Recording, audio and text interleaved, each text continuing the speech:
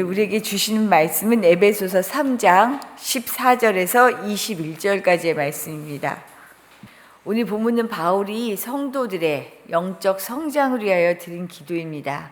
우리가 어제 본 에베소서 3장 앞부분 전반부를 통해서는 바울이 이제까지 하나님의 구원이 유대인에게만 주어진 특권으로 여겨졌다면 이제는 이방인에게도 모두 열려진 은혜다.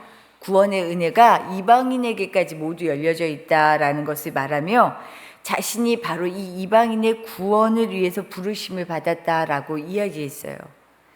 실제 이 일로 지금 바울은 감옥에 있습니다. 지금 에베소서가 옥중서신이에요. 감옥에서 쓴 편지예요. 이방인의 선교를 위해서 일하다가 감옥에 갇힌 거죠. 그런데 오히려 감옥 밖에 있는 성도들을 위로하는 편지를 지금 쓰고 있어요. 이에 이어서 오늘 본문에서도 성도들을 위해서 기도합니다. 감옥에서 밖에 있는 성도들을 위해 기도하는데 다른 것을 위해 기도한 것이 아니고요. 성도들이 이룰 영적 성장을 위해서 기도합니다. 오늘 이 본문에 바울이 드린 이 기도를 통해서 우리의 기도를 들여다볼 수 있는 시간이 되기를 바랍니다. 바울은 먼저요, 우리의 속사람이 성령으로 말미암아 능력으로 강건하게 되기를 기도하고 있어요. 16절 말씀이에요. 에베소서 3장 16절 우리 다시 한번 읽어보겠습니다. 그의 영광의 풍성함을 따라 그의 성령으로 말미암아 너희 속사람을 능력으로 강건하게 하시오며. 이 말씀 속에 있는 속사람은요, 하나님에 의해서 창조되어서 새로워진 사람이에요. 지금 속사람이 새롭게 변화를 받았습니다. 이렇게 새로운 사람으로 속사람이 변화될 수 있는 길은 지금 말씀을 보니까 오직 성령을 통해서만 가능해요. 성령을 통해서만 가능합니다. 어제도 우리가 말씀을 통해 봤지만 사람이 변하는 거 너무 어렵죠. 너무나 어렵습니다. 생각과 마음을 바꾸는 게 너무나 어려워요. 구원이 유대인에게만 아니라 이방인에게도 베풀어진 은혜다라는 것을 알리기 위해서 바울뿐만 아니라 이미 하나님께서는 베드로에게도 알려주셨어요. 고넬료를 만나게 하셨고요. 그를 만나기 전에 환상까지 보여주셨어요.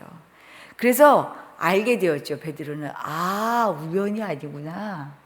이방인의 선교가 하나님의 뜻이구나라는 걸 알았고, 그래서 이방 선교를 했어요. 이방인과 만나고 식사 자리도 가지고 말씀을 전하고 했는데 어땠어요? 갈라디아서 2장을 보면 같이 이방인과 식사를 하다가 예루살렘 교회에서 보낸 지도자들이 온다는 소리를 듣고 놀래잖아요. 깜짝 놀라서 그 자리를 슬쩍 피해요. 우리도 잘 알지만 우리도 살면서 그런 일 많죠. 덕이 안 될까 봐, 다툼이 될까 봐 하고 슬쩍 발을 빼는 순간들이 있어요. 베드로가 그렇게 했거든요. 식사 자리가 문제가 될까 봐 유대인들의 예루살렘 교회 지도자들 사이에서 혹시 문제거리가 될까 봐 슬쩍 도망갑니다.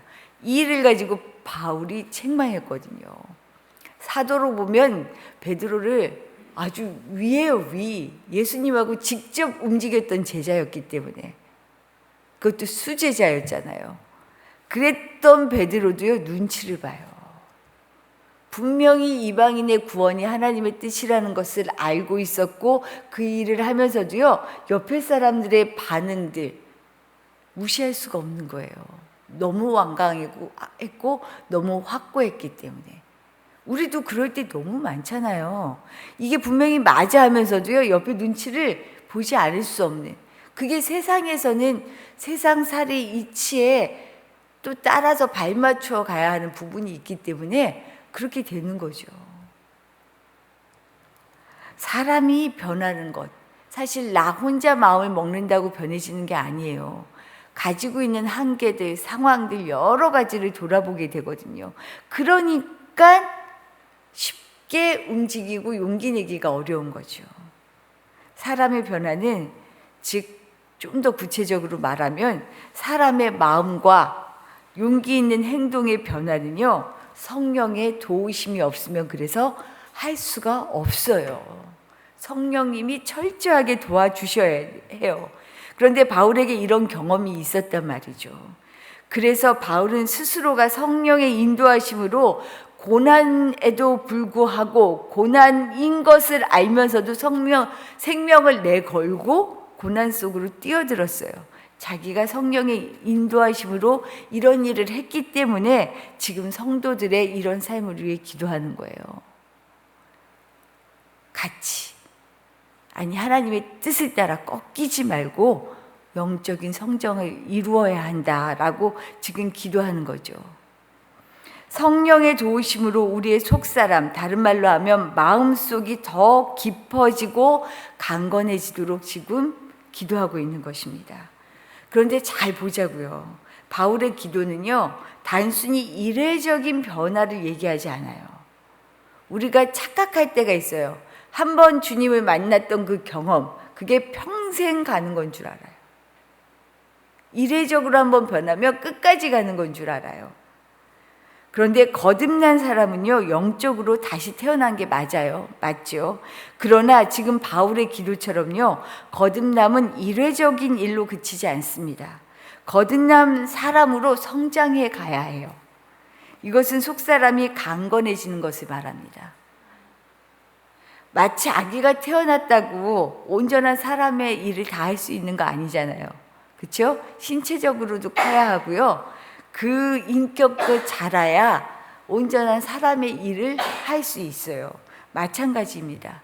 영적인 성장도 똑같아요. 우리가 영적으로 성장하지 않으면요, 오히려 신앙에 성장하지 않으면서 신앙의 연수가 늘어가면 자기 고집이 세지기가 쉬워요. 그리고 종교적인 습관이 몸에 붙기가 아주 좋습니다. 그래서 영적인 성장을 이루지 않으면 오히려 위험한 인물이 되기가 쉬워지는 거죠. 예수님을 죽였던 종교 지도자들이나 바리새인들, 그냥 그렇게 된 게 아니에요. 우리가 그럴 수 있다는 거죠.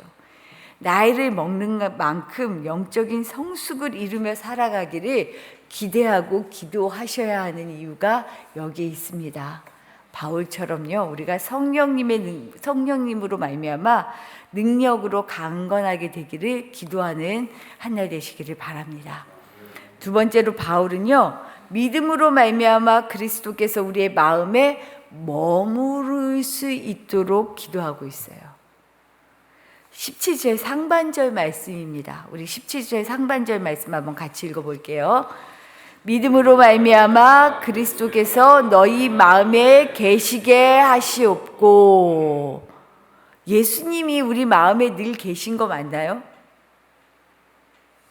이러니까 막 어떻게 대답해야 될지 모르겠죠. 예수님은 늘 우리 마음 가운데 계셔요. 그런데 문제는 우리 마음이 그것을 믿느냐 안 믿느냐예요. 그래서 지금 바울이 얘기해요. 그리스도께서 너희 마음에 계시게 하시옵고. 이 말을 다른 말로 표현하면 아까 드렸던 말씀처럼 우리 마음에 머무르게 하기 위하여 기도하자. 성령님을 통하여 주신 믿음은 우리 마음에 그리스도 예수님이 계신 것을 알게 합니다. 상황에 따라 어느 때는 계신 것 같고 어느 때는 계시지 않는 것 같고 우리 마음이 요동을 치잖아요. 예수님이 계신 것이 구원이고 영생이며 천국이고 평화입니다. 그렇다면 예수님이 계시지 않는 것은 무엇일까요? 그 자체가 지옥이고 두려움이고 불안이에요. 그래서 우리가 그런 경험하지 않아요? 하루 순간에도 그 잠깐 사이에도요, 말 한마디에 천국을 살다가 또 지옥도 살아요. 우리 마음이 그렇게 요동해서 그래요. 예수님은 늘 우리 마음 가운데 계신데 계시다라고 내가 믿고 있는지 아니면 상황에 따라 안 계셔. 없는 것 같아. 없으니까 불안한 거죠. 옆에 계시면 뭐가 불안해요. 그렇게 된다는 거예요. 예수님이 내 안에 계신 것을 믿는 이 믿음이 성령님을 통하여 깨달아지고 믿어지는데 또한 중요한 것은요, 예수님이 어느 때나 내 안에 계시고 어느 때는 계시지 않는 것처럼 사는 이 내 마음이 문제라는 거예요. 그러니 어떤 상황에서도 어떤 문제를 만나도 그리스도께서 내 안에 머물러 계신다라고 하는 것을 믿는 그 마음이 중요한 거죠. 이 마음 때문에 우리 마음이 왔다 갔다 하잖아요. 생각보다 마음을 지키는 것이 어려워요. 그냥 어려운 게 아니라 너무나 어려워요. 그래서 잠언 4장에서 이런 말씀하잖아요. 모든 지킬 만한 것 중에 더욱 내 마음을 지키라. 이 다음이 중요해요. 생명의 근원이 이에서 남이니라.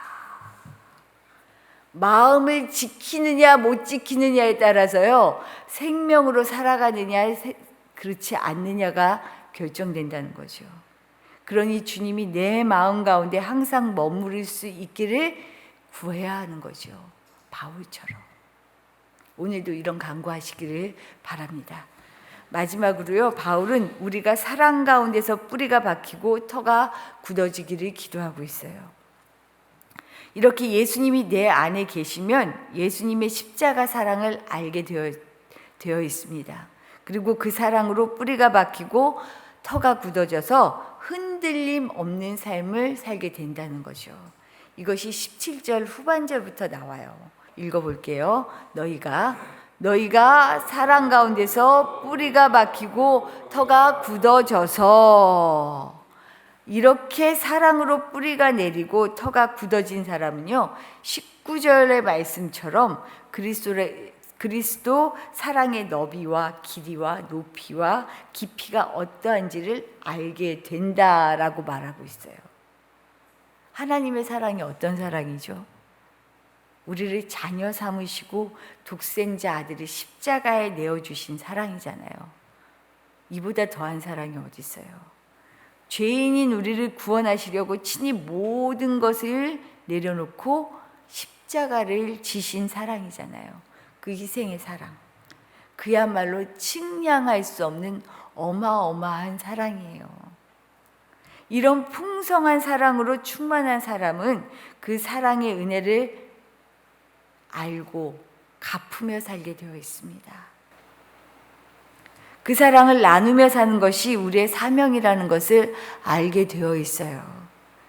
우리를 충만하게 하시는 그 은혜를 알면 우리 역시 결코 세상에서 인색하게, 각박하게, 그리고 쩔쩔매며 살지 않아요.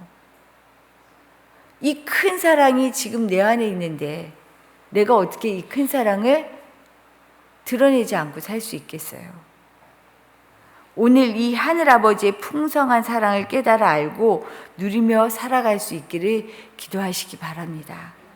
성령님의 인도를 통하여 흔들리지 않는 강건한 능력으로 살고 예수님의 내주하심으로 어떤 상황에서도 요동하지 않고 늘 풍성하게 인도하시는 그 믿음을 소유하는 것, 이것만 있으면요, 세상에서 거칠 게 없어요. 두려울 게 없어요. 무엇을 만나도 흔들리지 않아요. 우리 흔들리지 않는 이 사랑이 깊이 뿌리 박고 털을 잡아서요, 정말 흔들리지 않는 믿음으로 즐겁게 행복하게 오늘도 살아가실 수 있기를 바랍니다. 그리고 평생을 그렇게 살아가시기를 축복합니다. 주신 말씀 생각하며 기도하도록 할게요.